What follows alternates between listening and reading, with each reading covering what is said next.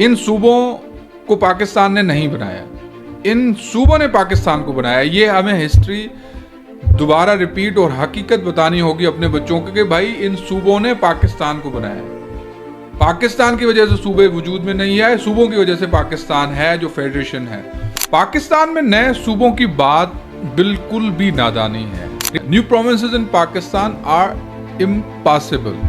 अब अगर कोई भी सालिम अक्ल रखने वाला कि अगर ये सोचेगा, एक है कॉन्स्टिट्यूशनल, दूसरा है हिस्ट्री एंड कल्चर, तीसरी है पॉलिटिकल और चौथी बात है स्ट्रेटेजिक हवाले से हमारे जो अभी सिचुएशन है, इस रीजनल सिचुएशन को मद्देनजर रखते हुए, तो आप अंदाज़ा करें कि आर्टिकल 141 से लेके जब 159 तक की तरामीम आएंगी जिसमें प्रोविंशियलिज्म का पूरा स्ट्रक्चर बिगड़ जाएगा, तो उसके बाद आइन की कौन सी हालत होगी। क्या नए सूबे बनाने से आपका एक्सपोर्ट बढ़ जाएगा?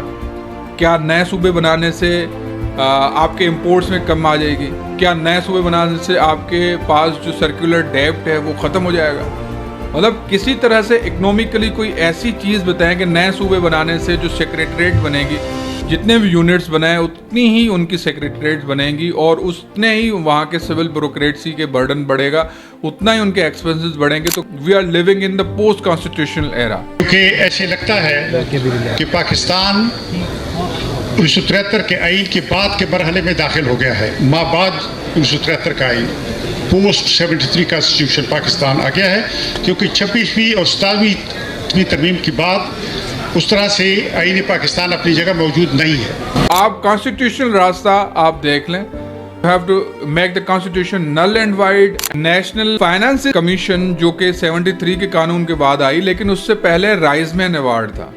राइजमैन अवार्ड में और जो ईस्ट पाकिस्तान की फॉल ऑफ ढाका में सबसे ज़्यादा जो सिग्निफिकेंट, आप अगर हमूदुर्रहमान कमीशन के भी जो बुनियादी नुकात पढ़ेंगे तो उन्होंने यही लिखा है कि financial distribution was the major cause behind the fall of Dhaka. दोस्तों, पाकिस्तान में नए सूबे, न्यू प्रोविंसेस इन पाकिस्तान की बात दोबारा शुरू हुई है और ये बात इस्तेहकाम पाकिस्तान पार्टी के सरबराह अलीम खान के बयान के बाद दोबारा सामने आई है। लेकिन इससे पहले मियां आमिर महमूद को ये असल में एक काम दिया गया था कि आप इस पे डिस्कशन करें और नैरेटिव बिल्ड करें, जिस तरह से किसी ज़माने में ज़िया शाहिद साहब जो खबरें ग्रुप के सरबराह थे, उन्होंने कालाबाग डैम पे बयानिया बनाने की जो है वो जिम्मेदारी ली थी। तो ये कालाबाग डैम वाला बयानिया ज़िया शाहिद के जो है वो किस तरह का रद्द-ए-अमल का सामना करना पड़ा, ये भी एक तारीख का हिस्सा है। लेकिन मियां आमिर महमूद के जो भी सेशंस थे यहाँ कराची में,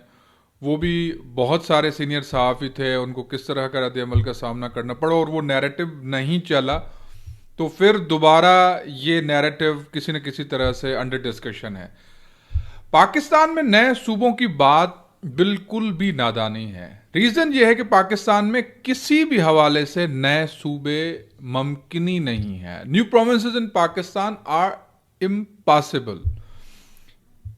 अब अगर कोई भी सालिम अक्ल रखने वाला 4 चीज़ों को लेके अगर ये सोचेगा, एक है कॉन्स्टिट्यूशनल, दूसरा है हिस्ट्री एंड कल्चर, तीसरी है पॉलिटिकल और चौथी बात है स्ट्रेटेजिक हवाले से हमारे जो अभी सिचुएशन है, इस रीजनल सिचुएशन को मद्देनजर रखते हुए। पहली बात करते हैं कॉन्स्टिट्यूशनल। जब कॉन्स्टिट्यूशन के हवाले से हम सोचते हैं कि पाकिस्तान में नए प्रोविंसेस किस तरह से पॉसिबल हैं, तो उसके लिए आपको आर्टिकल 141 से लेके 159 में, जिसमें प्रोविंशियल ऑटोनॉमी दी गई है प्रोविंसेस को और उनको अपने जितनी भी सूबाई खुदमुख्तारी से लेके एक वो सेपरेट एंटिटीज यूनिट्स हैं, तो वो जो फेडरेशन में एज अ डोमिनोन शामिल हुए थे, तो 1973 का कॉन्स्टिट्यूशन इवन आर्टिकल 141 से लेके 159 तक सारे का सारा जो है वो प्रोविंशियलिज्म डिस्कस करता है, उसमें प्रोविंशियल ऑटोनॉमी है।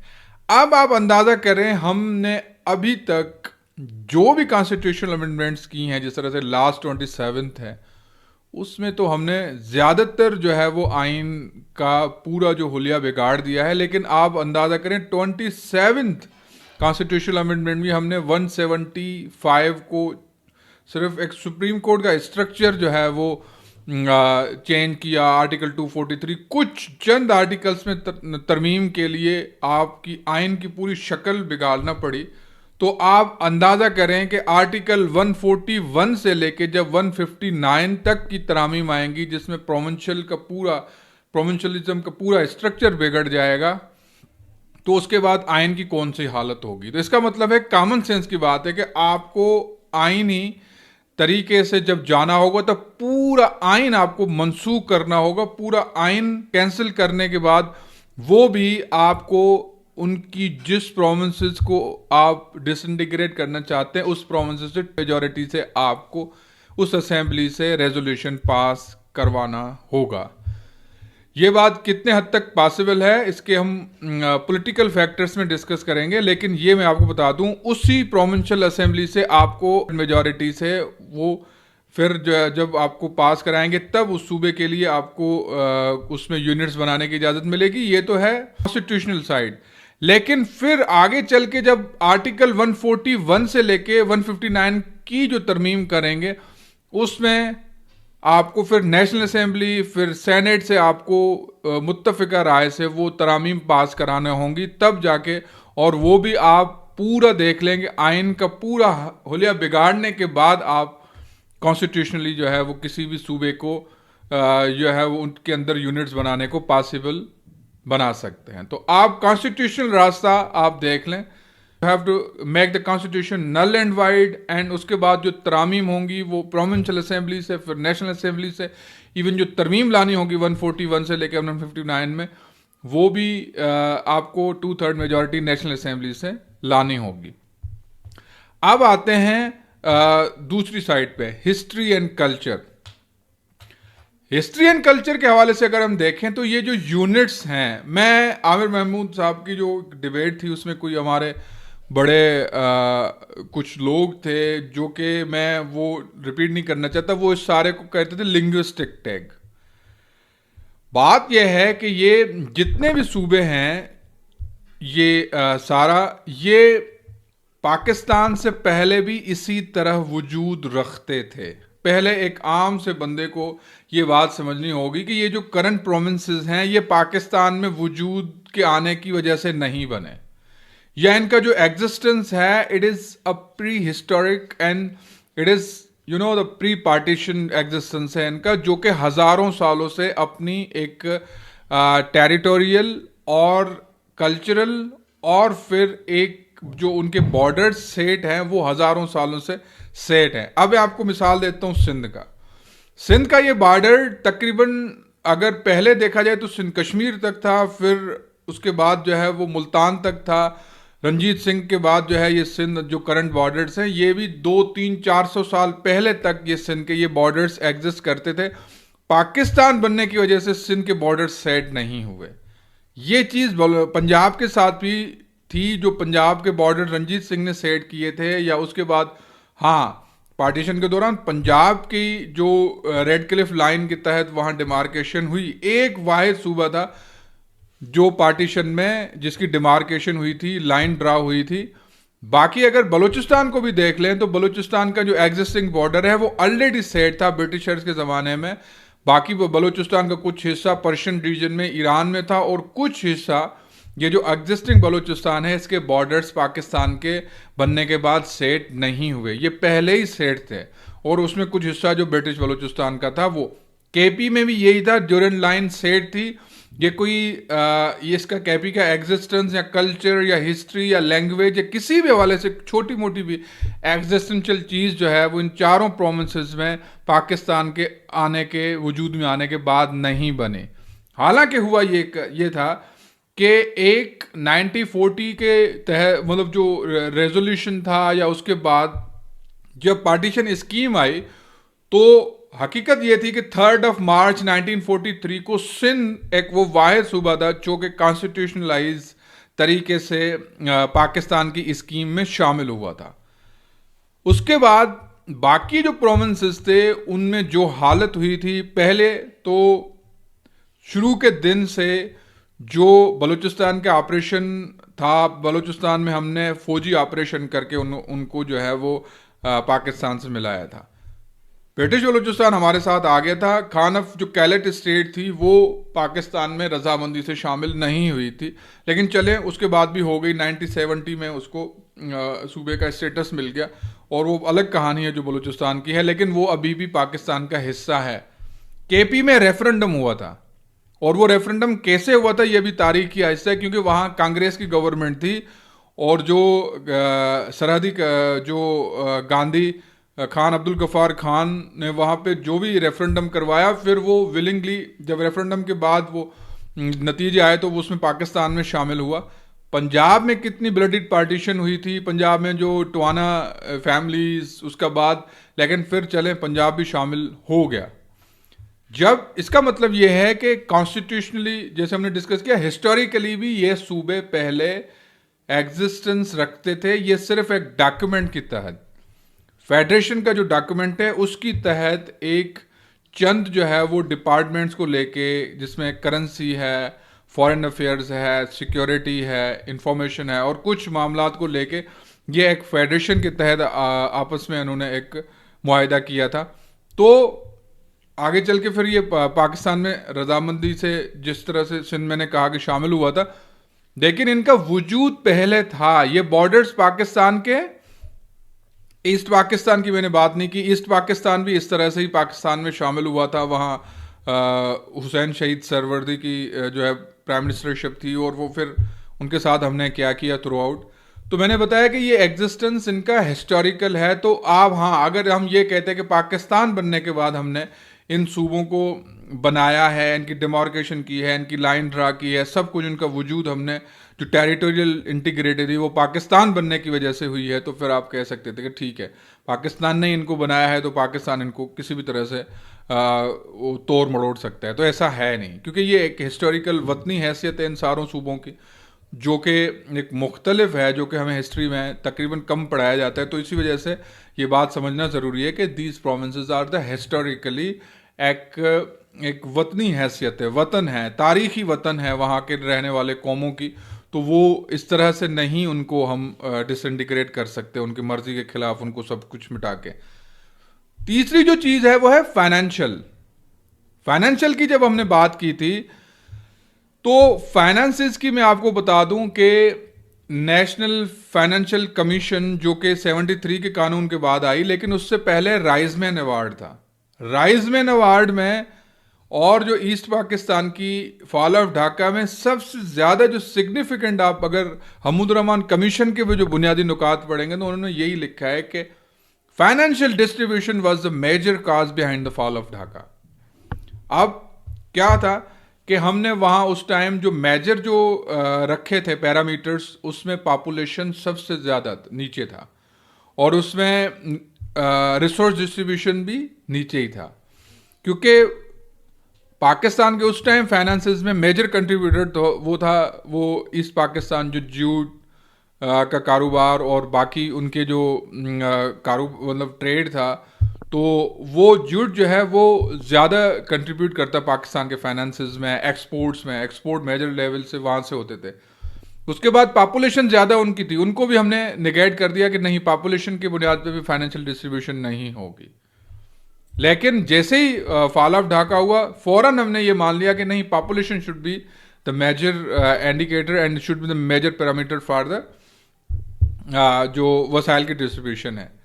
मैं यहाँ पे ये क्यों आ रहा हूँ, क्योंकि आपने 78 ईयर्स तक कोई भी यकसा जो है नेशनल फाइनेंस डिस्ट्रीब्यूशन फार्मूला आप यकसा तरीके से नहीं जो है वो एक ला सके। रीज़न ये है कि अगर वर्टिकल और हॉरिजॉन्टल डिस्ट्रीब्यूशन पे अभी भी आप कोई किसी भी मुत्तफ़िका बात पे जो है वो नहीं पहुंच सके, जो कि 7th NFC के बाद अब हम चल रहे हैं, NFC की मीटिंग्स चल रही हैं, क्योंकि उसी पे भी हमारा बड़ा कंट्रोवर्सीज हैं कि जो भी करंट फाइनेंसेस हैं, जो फार्मूला है वर्टिकल में से वफाक को बहुत ज़्यादा जो है वो देना चाहिए। अब मुझे बताएं कि अगर आप नए यूनिट्स बनाएंगे, तो जैसे मैं उस टाइम सुन रहा था, ये सवाल हुआ था कि उसमें फाइनेंशियल फार्मूला क्या होगा, तो वहाँ ऐसे लग रहा था, जवाब आ रहा था कि जिस तरह से हम कोई डिस्ट्रिक्ट की बजट सेट करते हैं, इसी तरह के प्रोमिसेस को दे देंगे। मुझे ये हैरत हो रही थी कि आप जब कोई यूनिट बनाते हैं तो उसमें सबसे ज़्यादा उसकी जो सेक्रेटेरिएट है और सेक्रेटेरिएट के बाद उसका मिनिस्ट्रियल जो भी स्ट्रक्चर है, उसकी मिनिस्ट्रीज़ हैं, उनकी एम्प्लॉयमेंट जो बर्डन है एम्प्लॉयज़ का, उनकी तनख्वाहें, उनकी पेंशन्स और प्रिविलेजेस, जो सिविलियन ब्रोक्रेसी है उनके प्रिविलेजेस, उनके सेक्रेटेरिएट, उनके नीचे लेवल तक मिनिस्ट्रीज़। आप ये जो मिनिस्ट्रियल बर्डन है ये कभी आप एक्स्ट्रा मिनिस्ट्रीज़, जो मिनिस्ट्रियल जो एक्सपेंडिचर्स हैं, जो करंट प्रोविंसेस हैं, उसमें आप बर्दाश्त नहीं कर सकते। तो आप मुझे बताएं कि आपको मैं एक रिपोर्ट शेयर कर रहा हूँ Pakistan institute of development economics pied की।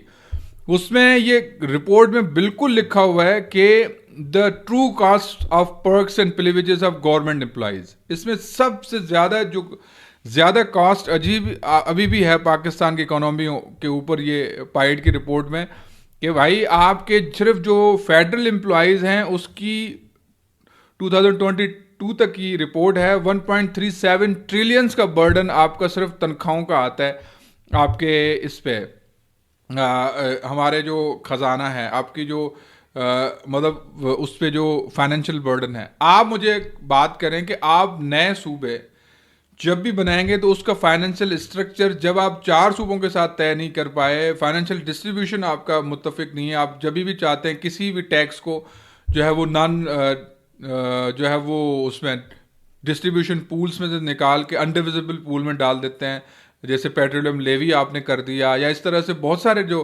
टैक्सेस आप कभी भी चाहते हैं तो मैन में निकाल के डिविजिबल पूल्स में निकाल के उसमें चले जाते हैं। तो आप मुझे बताएं उस तरह के यूनिट्स के लिए आपको जो फाइनेंशियल स्ट्रक्चर का जो फार्मूला होगा वो किस तरह से होगा, और वो जो बर्डन आएगा फाइनेंशियल, क्या नए सूबे बनाने से आपका एक्सपोर्ट बढ़ जाएगा? क्या नए सूबे बनाने से आपके इंपोर्ट्स में कम आ जाएगी? क्या नए सूबे बनाने से आपके पास जो सर्कुलर डेब्ट है वो ख़त्म हो जाएगा? मतलब किसी तरह से इकोनॉमिकली कोई ऐसी चीज़ बताएं कि नए सूबे बनाने से जो सेक्रेटरीट बनेगी, जितने भी यूनिट्स बनाए उतनी ही उनकी सेक्रेटरीट बनेंगी और उतने ही वहाँ के सिविल ब्यूरोक्रेसी के बर्डन बढ़ेगा, उतना ही उनके एक्सपेंसेस बढ़ेंगे। तो क्या वो एक्स्ट्रा जो बर्डन ऊपर आएगा तो वो क्या कहाँ से आप, क्या नए सूबे बनाने से आपकी इंडस्ट्री बढ़ जाएगी? क्या नए सूबे बनाने से फिर आपके अंदर जो टेक्नोलॉजिकल इनोवेशंस बढ़ जाएगी? मतलब किस तरह का आप जो फाइनेंशियल बर्डन है वो हल करेंगे? पॉलिटिकल सेटअप पे आते हैं भाई। पॉलिटिकल सेटअप ऐसा है पाकिस्तान में अभी करंटली कोई भी ऐसी मेजॉरिटी में कोई ऐसी पार्टी नहीं है जिसको चारों सूबों से जिसके पास जो है वो अक्सरियत हो। कोई भी ऐसी पार्टी नहीं है। सूबायत हर कोई अपने अपने कोने बैठ के जो है वो संभाला हुआ है। और ये इसके पीछे भी जो हमारे जो भी सियासत है, -1 फार्मूला, एक्सटेंशन, जो हमारी लेगेसी है, सबको लेके, टेन्योर्ड पॉलिसी को लेके सब कुछ है इसके पीछे।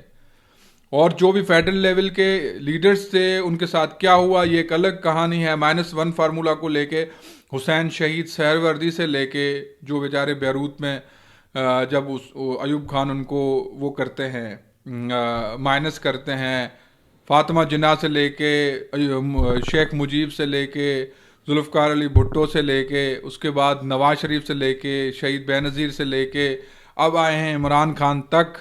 इसमें हुआ क्या है? इसमें नुकसान ये हुआ है कि कोई भी एक पार्टी आपकी चारों सूबों में नहीं रही। इससे क्या किसका नुकसान हुआ है? फेडरलिज्म का नुकसान हुआ है, फेडरेशन का नुकसान हुआ है, जो कि किसी ज़माने में बेनज़ीर चारों सूबों की जंजीर, उसकी पार्टी अब एक सूबे तक महदूद है। उसके पीछे क्या कारगुजारियाँ हैं ये अलग है। मतलब उसमें जाहिर सी बात है सिर्फ एक रीज़न नहीं बता सकते, लेकिन नवाज शरीफ पंजाब तक महदूद है। हाँ, इमरान खान का जो पॉपुलिज्म है, जब आप उसको फ्री छोड़ेंगे तो पता लगेगा कि वाकई में वो जब वो उसके हालत, उसके साथ क्या हालत है। तो जो पॉलिटिकल सेटअप है वो कोई भी इस तरह से पॉसिबल नहीं है कि कोई एक पार्टी हो अक्सरियत में हो जो कि कोई रास्ता हमवार करे, सियासी तौर पे एक कंसेंसस बिल्ड करे। जिस सूबे में जिस पार्टी की अक्सरियत होगी वो कभी भी उस सूबे को तोड़ने के लिए रास्ता नहीं बनाएगी। वो अपने पाँव पे खुद कुल्हाड़ी कभी कोई पार्टी नहीं मारेगी।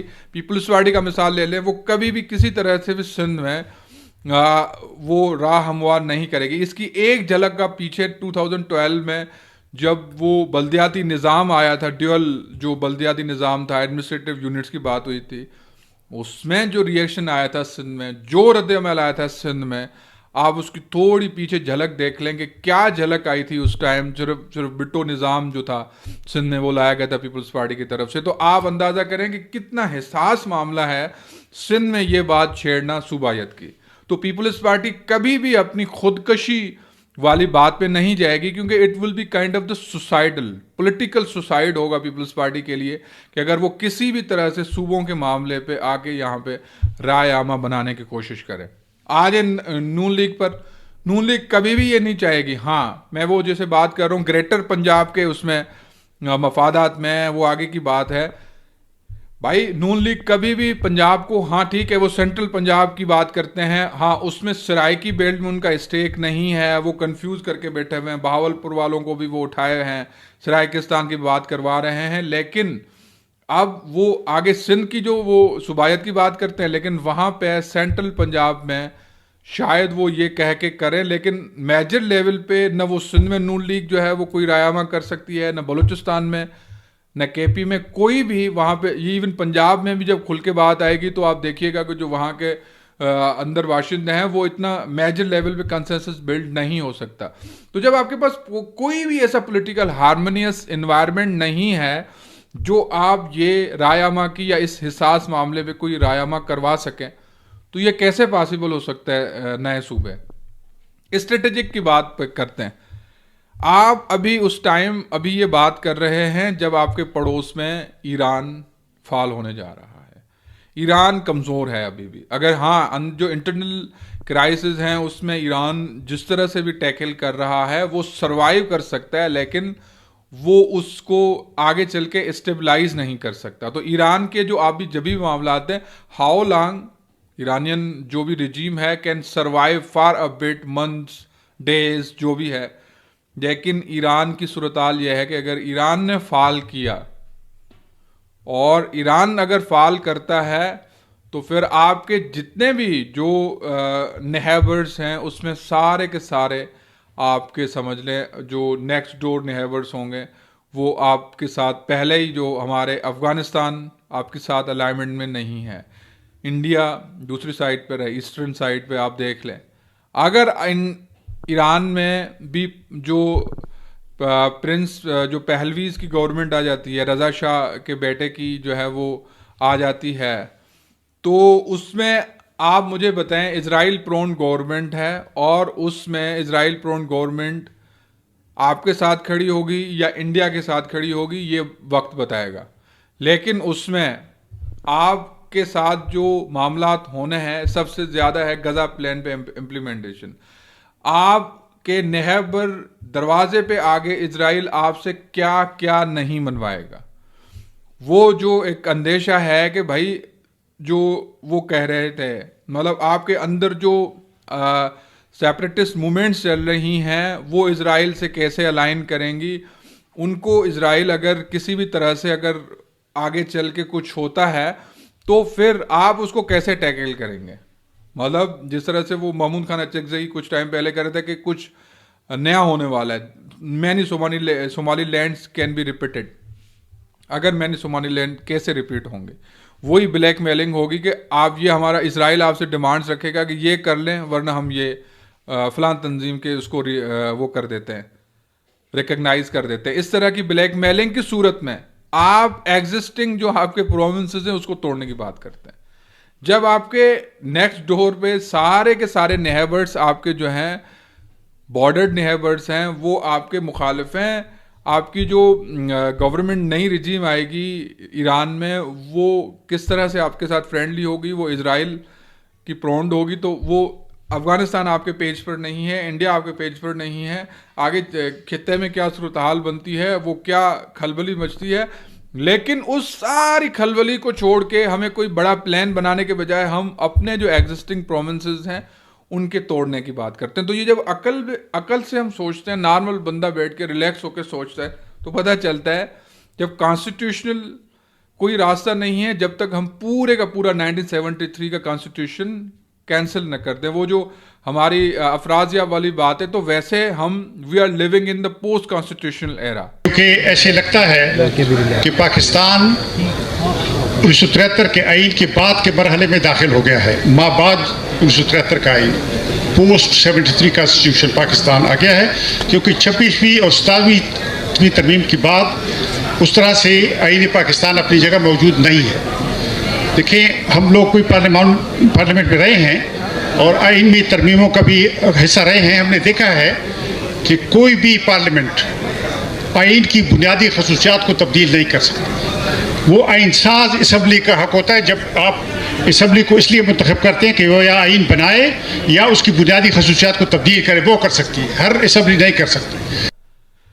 कहते हैं कि कॉन्स्टिट्यूशन 27 के बाद मुकम्मल ख़त्म हो चुका है, क्योंकि अगर ये जो कमिंग अमेंडमेंट लाएंगे जिस तरह से भी, उसके बाद कॉन्स्टिट्यूशन नहीं बचेगा। तो इसका मतलब है अगर कोई भी इस तरह की राय हमवार करेंगे तो आपको constitutional practically null and void करना पड़ेगा। तो आप कॉन्स्टिट्यूशन ख़त्म करके प्रोविंसेस कैसे बनाएंगे? दूसरा, हिस्ट्री एंड कल्चर जो ऑलरेडी इनकी एग्जिस्टिंग बॉर्डर्स हैं, जो कि जिन्होंने पाकिस्तान को बनाया है, इन सूबों को पाकिस्तान ने नहीं बनाया, इन सूबों ने पाकिस्तान को बनाया। ये हमें हिस्ट्री दोबारा रिपीट और हकीकत बतानी होगी अपने बच्चों को कि भाई इन सूबों ने पाकिस्तान को बनाया है। पाकिस्तान की वजह से सूबे वजूद में नहीं आए, सूबों की वजह से पाकिस्तान है जो फेडरेशन है। तो जो मतलब जिन्होंने इस मुल्क को बनाया, वो मुल्क इनके बॉर्डर्स का फैसला कैसे कर सकता है? वो एग्जिस्टिंग एक टेरिटरीज हैं, उनकी अपनी वतनी हैसियत है। उसके बाद फाइनेंशियल, आप जो भी फाइनेंशियल कॉम्प्लेक्सिटीज हैं, जो भी फाइनेंशियल बर्डन्स हैं, जो भी फाइनेंशियल स्ट्रक्चर है, उस पे हमने 78 साल 78 या 79 ईयर्स होने वाले हैं अभी, उसमें हमने कभी एक मुतमईन फार्मूला नहीं बनाया। अगर बनाया है तो हमने 2010-9 के बाद क्यों नहीं दूसरा एनएफसी दिया? क्यों नहीं हमने एनएफसी अवार्ड जो है वो लाए? नहीं, कोई कंसेंसस बिल्ड नहीं होता। अगर वफाक को पैसा चाहिए होते तो वो डिविजिबल पूल से कोई टैक्स निकाल के नॉन डिविजिबल में डाल के वो पैसे ले रहा है। सूबों के पास कोई भी उसके बाद कोई एनएफसी नहीं आया। तो हमने करंट जो सूबे हैं उसके साथ हमारा कोई सेटअप नहीं है फाइनेंशियल जो है वो इसका फार्मूला का। तो आप नए सूबों में नई खलबली, ट्रिलियन रुपीस ऑफ नए एक्सपेंसेस, मिनिस्ट्रियल एक्सपेंडिचर्स और उसके बाद नए खर्चे निकाल के आप कैसे हल कर सकते हैं ये मामला, जो फाइनेंशियली बिल्कुल इम्पॉसिबल लगता है। पॉलिटिकल, आपके पास कोई ऐसी पार्टी नहीं है जो आगे आएगी और वो अपनी पॉलिटिकल सुसाइड करे। आपके अड़ोस पड़ोस में क्या हालत होने वाली है, ईरान के बाद किसकी बारी है, किसको क्या पता। इसके जब हम ये सारी सिचुएशन देखते हैं तो provinces are impossible in Pakistan. तो उसके बाद जब हम बात करते हैं कि क्यों ये बात क्यों की जा रही है, कुछ लोगों का कहना है कि ग्रेटर पंजाब का प्लान है, ग्रेटर पंजाब और ये सारा, क्योंकि अगर ईरान में रिजीम चेंज हुई तो फिर उसके बाद क्या हो, तो वो अगर बलूचिस्तान अलग हो जाता है तो ये थ्योरीज हैं। उसके बाद जो बचा कुचा होगा वो सिंध को लेके, क्योंकि सिंध के साथ जो है वो कोस्टल एरियाज है, ये सारी थ्योरीज हैं। हल सिर्फ एक ही है कि आप पॉलिटिकल रिफॉर्म्स लाए हैं। पॉलिटिकल जो भी सिचुएशन है इस वक्त पाकिस्तान में वो इंटेंगल्ड है, वो किसी डायलॉग की तरफ जाए। पाकिस्तान में एक नेशनल लेवल पे डायलॉग मूवमेंट शुरू होनी चाहिए।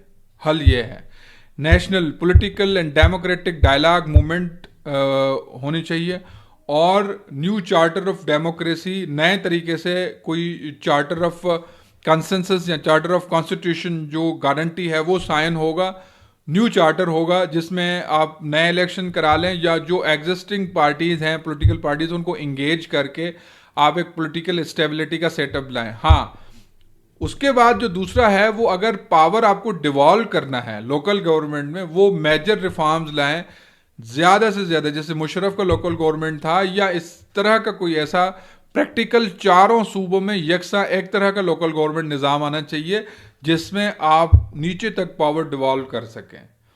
अगर आप हर पार्टी अपने तरह से जो है वो पाकिस्तान में लोकल गवर्नमेंट निज़ाम लाती है तो उसके लिए भी ज़्यादा होना चाहिए कि पावर नीचे तक जाना चाहिए। फाइनेंस जो आपकी जो डिस्ट्रीब्यूशन है फाइनेंशियल डिस्ट्रीब्यूशन है वो नीचे तक डिवॉल्व होनी चाहिए।